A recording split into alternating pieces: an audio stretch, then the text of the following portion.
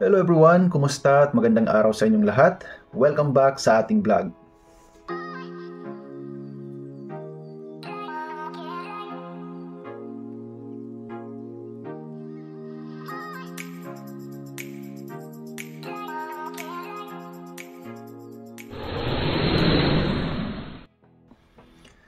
Sa video ito, ang pag-uusapan natin ay tungkol dito sa mga job offer na inaalok ng mga agent. Itong mga trabaho dito sa Poland na inaalok ng mga agent at mga agency sa mga aplikante.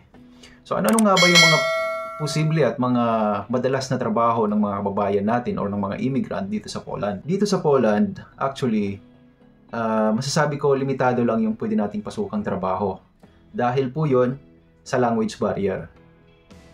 Kaya naman, karamihan sa mga kababayan natin dito, maging ako, ang madalas na pwede nating mapasukang trabaho dito ay itong mga nasa warehouse at saka mga factory worker na trabaho.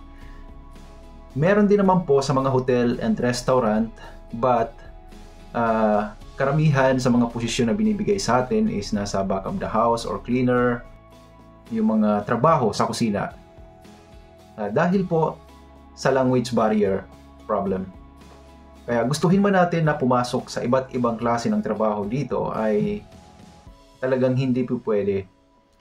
Tulad na lang kung mag-a-apply kayo as a sales lady or mag-a-apply kayo as a salesman sa isang store. Ang mahirap po doon kasi karamihan sa mga taga rito sa Poland ay hindi nakakapagsalita ng Ingles. Hindi sila nakakapag-Ingles.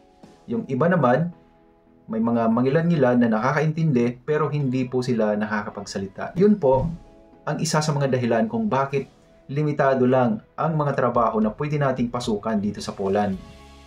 Uulitin ko, ang mga posibleng trabaho na pwede nating mapasukan dito sa Poland ay ang mga trabaho na tulad ng factory worker, warehouse worker, or kung sa restaurant po ay back of the house, or sa mga hotel and restaurant, pwede rin po tayo magtrabaho as a cleaner. Maliban na lang po kung skilled worker tayo, kung marunong tayo mag-drive, welder, or mechanic, yun po yung mga trabaho na sa tingin ko, pagka skilled worker kayo ay madali lang mahanap dito. Kaya dun po sa mga aplikante or mga kababayan natin na inaalok ng trabaho na tulad ng pharmacist, masasabi kong hindi tayo sure sa mga ganong klaseng job offer dahil nga sa language barrier. Kaya ikaw kabayan na nanonood ngayon, kung isa ka sa mga inalok ng mga trabaho na sa tingin mo ay may kinalaman sa na sa tingin mo ay magiging problema ang language dito sa Poland, ay pag-isipan niyo po ng mabuti yan. Kasi ang iba pong mga agency or ibang mga agent, hindi ko naman po nila lahat, no? Yung iba sa kanila ay aalokin kayo ng magandang posisyon o magandang trabaho.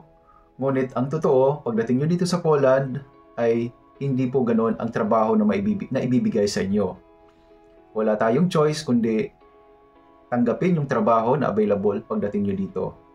Pero mga kababayan, huwag po kayong masyadong mag-alala, no, about sa trabaho nyo pagdating dito sa Poland.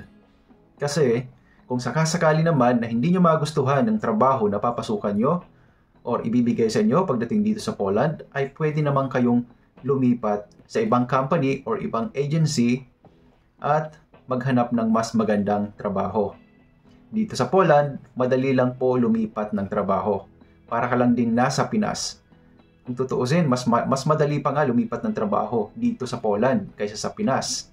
But number one na kailangan natin kung tayo lilipat sa ibang trabaho ay syempre dapat mayroon tayong valid visa. Tungkol po sa paglilipat sa ibang trabaho ay pag-uusapan po natin yan sa susunod nating video. At yun lang po, maraming salamat sa panunood. Sana ay marami kayong natutunan sa video ito. At God bless po sa ating lahat.